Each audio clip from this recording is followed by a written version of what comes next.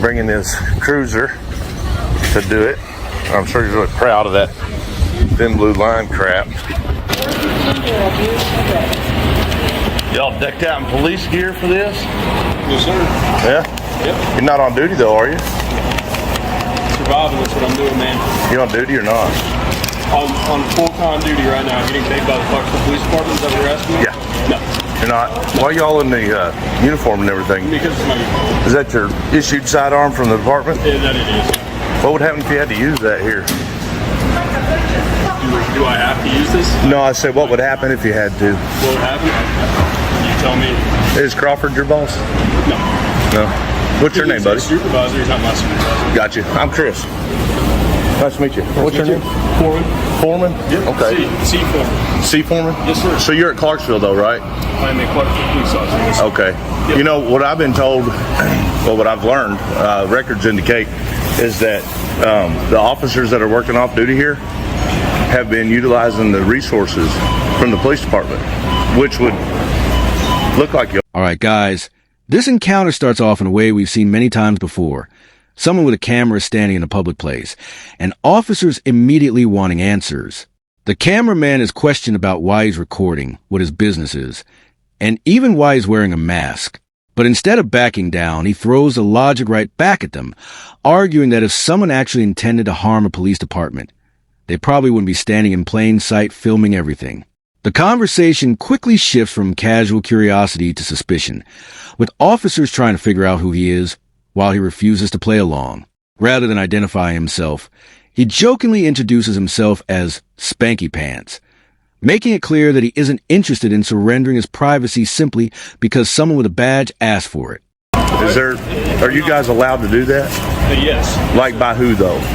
It's been cleared by higher ups than me, sir. If there are issues with that, then you might want to take it up from someone higher than me, sir. I didn't say I had an issue. I'm just checking things out. Just asking people who would know.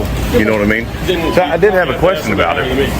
What's that? And then you probably have to ask somebody that's higher than me. So like Clarksville PD? Yeah, that'd be Palmer? Yeah. Okay. So I have learned from Palmer that he didn't have anything to do with you guys working on the security detail.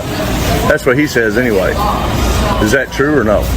You'd have to talk to him about it. Okay. Have you ever known him to lie? Ask him to lie? Mm-hmm. He's not a liar if you ask me. I've never known him to lie, no. All right. Because he did on video say that he didn't have anything to do with the security detail here. Okay. So, and then to the best of their knowledge that you guys have not been utilizing the resources from the local PD departments to do this job as a third-party contract. Okay. And then I learned that... I'm going to be honest with you, man. I'm not going to continue this conversation with you. Right. Now here's where things start heating up. The discussion turns toward identification and whether a citizen standing on publicly accessible government property is required to answer questions or provide ID without being suspected of a crime. The cameraman insists he has done nothing illegal and reminds the officers that public employees have certain obligations while citizens retain constitutional rights. He repeatedly points out that the property is funded by taxpayers and accessible to the public, arguing that simply holding a camera does not create reasonable suspicion. Meanwhile, officers continue trying to establish control over the interaction, asking what he's doing and suggesting he move along. The tension builds because neither side is willing to give ground, and what started as a simple conversation is becoming a debate over authority itself. That cops into a corner and they're getting ready to get caught doing something illegal? I'm telling you right now that oh, you are. You're in the corner. are above my head. Okay? Yeah. So hey, can you move your car out of that fire lane too, by the way? No, sir. You don't mind doing that? Would you mind? I'm not going to move it. Okay. I'll tell you why I'm not going to move it, because they told me that that's where they want me to park. They do want you to park there? Private property, so that's where I'm going to park. No, you're right. You have if you have private property. There, so I'm going to leave it there. So what's the point in them having a fire lane though? So what happens if there's a fire and you're inside? For emergencies. But what if you're in here dealing with like the shoplifters? First responders. What if you was in here dealing with the shoplifter or something in the office and didn't know the back of the store was on fire? I would prioritize the situation, sir. Hurry up, move the car? Yeah. I would, handle the situation accordingly. Right. How often do you see Crawford? Hardly ever. Right. I don't know what that matters, but hardly ever. Well, he hardly ever works. That's why. Kind of a problem. He's got you guys. How many of you all are there now working third-party security detail for? Don't know. Okay. Good time. It was about 6. I think it's changed a little bit. But yeah, I do have a lot of questions. I don't No, I'm not the guy that's going to answer. I don't like that my tax money is going towards doing the same thing you guys are supposed to be doing anyway. You know, so like if you're a Clarksville cop and there's in Clarksville, if they had a problem, they should be able to call the Clarksville Police Department on tax money and say, we got a problem, we need police.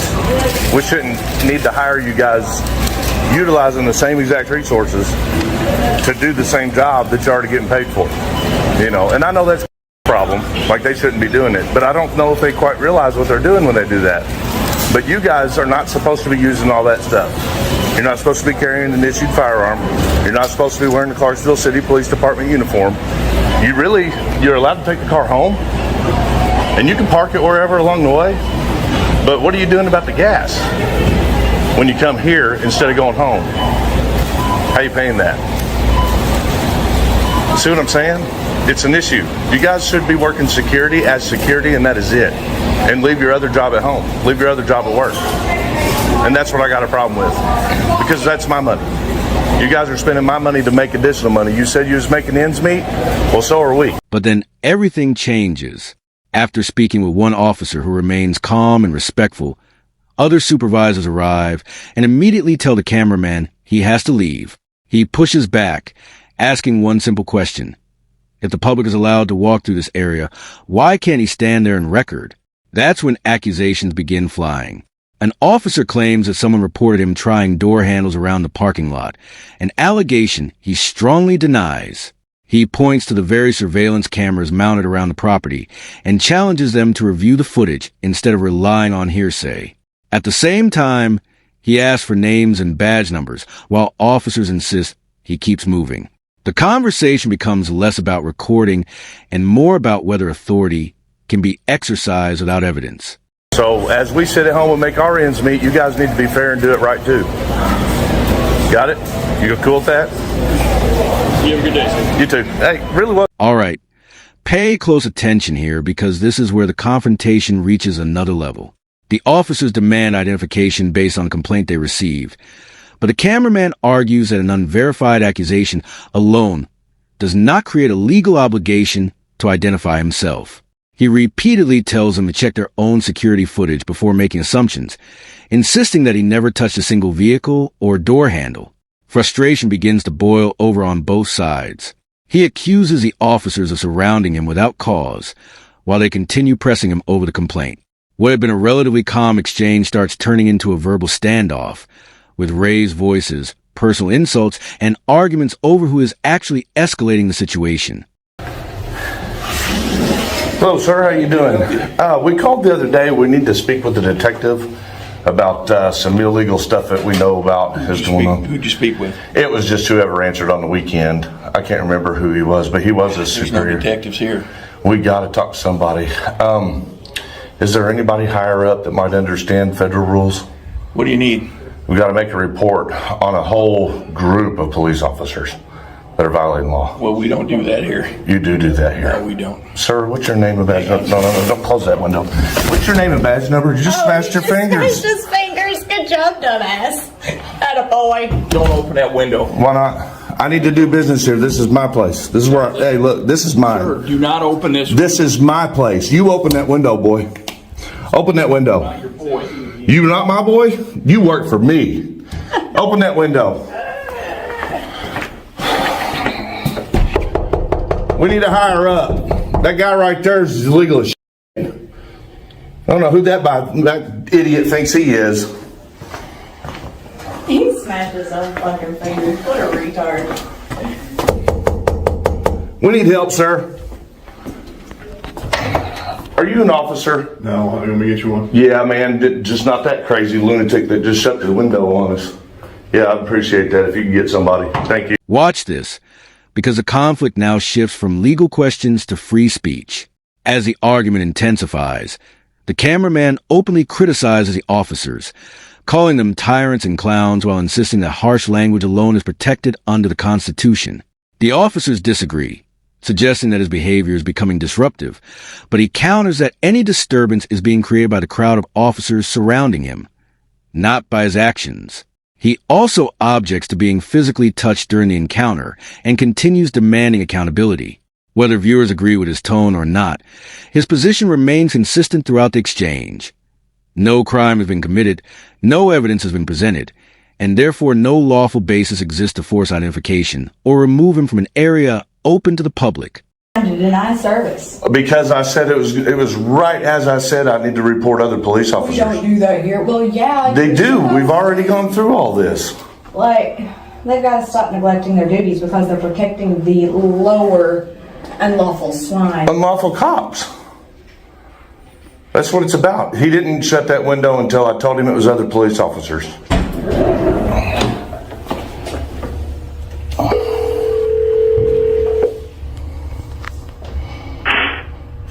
Indiana State Police Sellersburg Radio, this is Scott. Hey, Scott. We need a supervisor stat at post 45.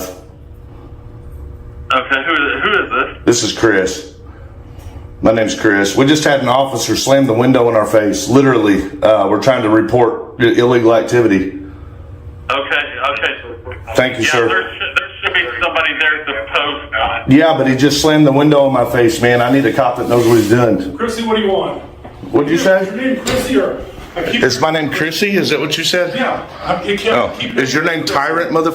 Is that your name? Must be. What's your last name again? Nagel? Yes. All right, Nagel. Is it Chrissy? Yeah, I thought, yes, it's Chrissy. And- So I thought last I want time we were everybody here. on your website to make sure they look at your mother, how you treat your mother. Oh, you're going to try to make some psychologist. defamatory statements against me right no. now? I've You want to met get his mother. personal? His mother's a So you want bitch. to tell me something? Yeah. What do I want? How would you know about anything in my personal life if you didn't run an illegal investigation, I Nagel? never have. Oh, really? Who's my mom? I don't know her name. So you don't know about me and you're But I just running watched your your track. video on how you treated her. You didn't watch no Oh, video about my please. mom. I don't We post haven't nothing about my published mom. anything involving Jane, somebody else did. stupid. Who did? Stupid? You are stupid. You are stupid, Get out of the Nagel. building. No, This you is need not to do your job. This is our building, and Here's where the conversation becomes more philosophical than confrontational. One officer takes a calmer approach and admits he doesn't really understand the purpose behind public photography audits. Instead of arguing, he simply asks why people do this. The cameraman responds that the answer is unfolding right in front of them. According to him, the camera itself isn't the problem. The reactions it triggers are. He argues that respectful officers usually have no issue with being recorded, while those who misunderstand the law often create unnecessary conflict. He also points out that complaint by itself does not prove wrongdoing and should not automatically strip someone of their rights. The interaction slows down for a moment, turning into a debate about accountability, transparency, and the role of public oversight. Do your job, touch Nagel. me, and What do I you will want? Do your job. defend What do you want? myself. We need What to do you make a want? report. You're On going to what? do a report. Other police officers breaking the law. Who? Clarksville. Get the notepad out. Nope. Goodbye. Do it. Do your Why, you gonna job, protect the other cops? smartass. Was you trying to intimidate me, you big large mother? Huh? No, I wouldn't intimidate you. Was you trying to? Because you No, don't scare me. No, I wouldn't want to. At all. You're an idiot, man. Why's your Why are lip you quivering? twitching? Why are you so You jerky? okay? You got a health issue? Should we Oh, yeah. call an You on ambulance drugs? for you? I have health issues. You're no. Yeah, let me talk to this You're going to do guy. your job. Hey, listen to me. We don't put up with that. That is unprofessional. You guys have to take a report No, we as don't. you are. Yes, you state do. police. No, we do not. Yes, you No, do. Any agency who have to take a is report. doing What? unlawful activity, it is your all's duty. Nope. Whatever you want. Learn your If you job. want a voluntary statement. You can come in here and write it down, and you can submit it. We're going to submit it vocally We're right now. going to Can I do tell a you? report. We're not. Who are you? Who are you? Because if you were put here to help these fellers, all you're doing You is guys, I just posted the video saying you all were doing so much better here. We were actually trying to give you an opportunity to make up for for what you are did trying to earlier. do is get YouTube. That's wrong. That is You're wrong. absolutely Actually, incorrect. let me How tell would you you what say this that is. without knowing what we're trying to report? You have no clue. You keep coming in here. Yes, and the last time I came in, I said you all did great by allowing We have to the have these complaint cameras forms. because y'all don't do Let me your find a job. voluntary statement form for you. You can I'm not fill going to put it on a form. I'm going to speak it to an individual that I feel like I can trust, What? which police officers. Should we call 911 for you, Ham Hop? You're all. And finally, the encounter winds down with one last exchange that sums up the entire situation. The cameraman explains his goal is not to encourage crime or create problems, but to test whether public officials respect constitutional protections when they are being watched. He contrasts the aggressive response from some officers with the earlier calm conversation he had with another one, arguing that the difference proves his point. Even after repeated accusations about touching door handles, he continues insisting that surveillance footage would clear him if anyone bothered to review it. In the end, the parties go their separate ways, but the bigger debate remains unresolved. Was this an unnecessary confrontation sparked by a camera, or a legitimate test of public accountability? That's the question viewers are left to answer for themselves.